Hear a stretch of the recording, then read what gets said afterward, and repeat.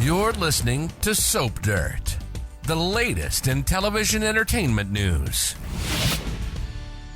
Hi, Young and the Restless fans. Well, Ian Ward's time is just about up. And with his partner in crime taking a dirt nap, is Ian also about to meet his maker? Lots of people in Genoa City want him dead. It's Belinda from Soap Dirt, and let's dive into whether Ian will live to lurk another day or if he's going to be worm food. And if so, who is the one to kill Icky Ian? Please subscribe if you're not following us, and let's talk about who might put Ian 6 feet under to make sure he cannot harm their family again. As of the most recent episode, Michael was lurking in Ian's motel room, waiting for him, and then hauled him off to the ranch after telling him that Jordan killed herself. And Ian denied even knowing who that was, but he had no choice but to go along because one of Victor's security guys was there to drag Ian out, and he has a gun, and so he went. Once over at the house, Victor starts demanding Ian confess that he was working with Jordan and killed Heather. The usual stuff came out of that. Ian denies all of this, he's redeemed, blah, blah. Michael made a barely veiled threat that they could arrange for Ian's suicide also because many cult leaders have killed themselves. Sounds like Michael even wrote a note for Ian to sign so they can go ahead and wipe him out. Victor's ready to kill him. Ian reminded them about the letter. He left with the GCPD and they told him they had that taken care of. So he should be worried. So that brings us to a list of 5 possible suspects if we wind up with a whodunit if Ian Ward turns up dead. So obviously the first person to talk about is Nick Newman because he's going to stop his dad from killing Ian on the spot this week on Young and the Restless. Nick would like to see Ian dead, but the problem is he apparently kidnapped Tessa and Aria, and Mariah is devastated. So Nick wants Ian to tell them where he put the Tessa and Aria so that they can save them. And Nick's threatening to beat the truth out of Ian.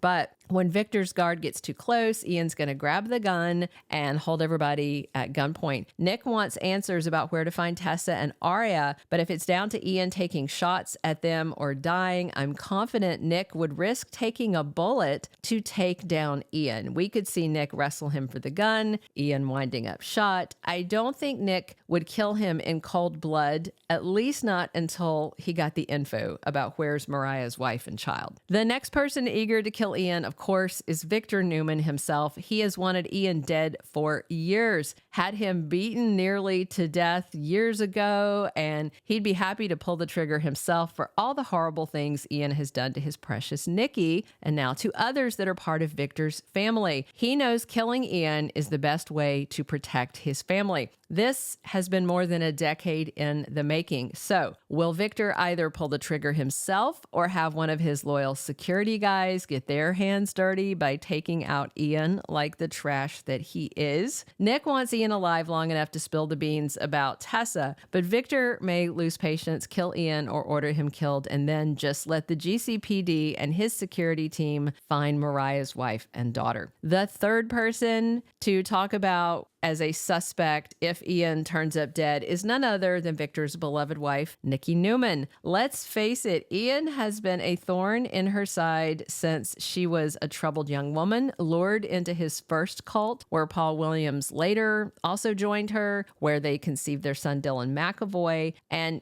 for so many years, Ian has tormented Nikki, so nobody in her family would blame her for killing him. The police might try, but the Newmans wouldn't blame her. As Ian is holding Nick, Victor, and Michael at gunpoint, he starts yelling upstairs for Nikki to come down and watches he destroys her family, stuff like that. And, each of the 3 men he's holding at gunpoint would all gladly kill him, Michael, Victor, or Nick. But will Nikki beat them to it? Since Ian has made her life miserable, had Jordan target Sharon, has now targeted Mariah, I can see Nikki finally losing it. If she walks down and sees Ian holding a gun on her precious husband Victor, her precious son Nick, their good friend Michael, well, Nikki might snap and bash Ian in the head and kill him. Wouldn't be the first time she has tried to do something like that. Remember what she did to JT. The fourth person, of course, that wants him dead is Mariah Copeland. He is the father who raised her badly, and then he married her and was making her this twisted daughter wife thing. Ian has made Mariah's life a living hell. He is just a twisted, horrible person that,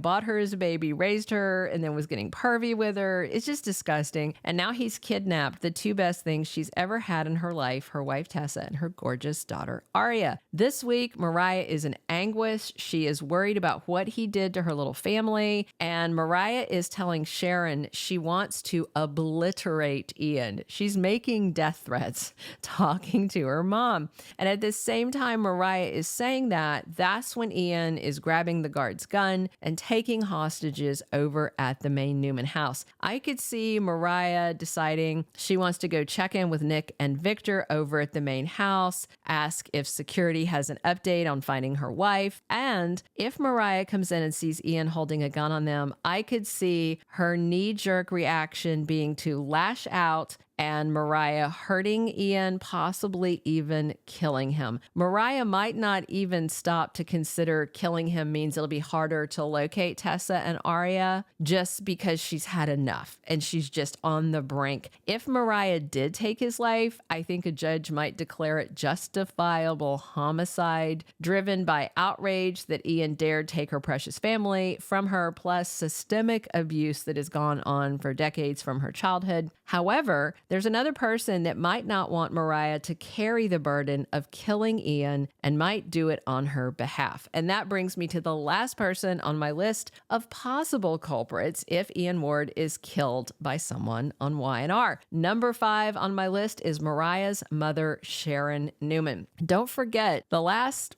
7 months of her life have been a living hell because Ian targeted Sharon to punish her, basically for Mariah ditching him and choosing her decent mother over her horrible adoptive baby buying just predator dad. So Ian either murdered Heather or had Jordan do it. Either way, it was his plan. And then, he set up Sharon to go down for the crime while also having Jordan drug her and drive Sharon to the brink of madness with a full nervous breakdown. So I imagine that Sharon really probably wants Ian to die to make sure he can never hurt her or Mariah or anyone they love ever again. And if Sharon and Mariah head to the big house, she might be on hand to see Ian holding her beloved Nick at gunpoint as well. There's no way Sharon would stand by and let Ian hurt anybody else that she loves ever again. Sharon's protective instincts, coupled with her own suffering by Ian's plan, make her a great candidate as somebody who might take his life and end his reign of terror. If Mariah made a move to kill Ian, I could see Sharon stopping her and doing it instead to protect her daughter from having his death on her conscience. If Ian Ward is dead by the end of this week or going into next week, it could be Victor, Nick, Mariah, Sharon, or Nikki that does the deed. Now, I wouldn't expect that Chance would turn up in time to actually deal with the threat of Ian in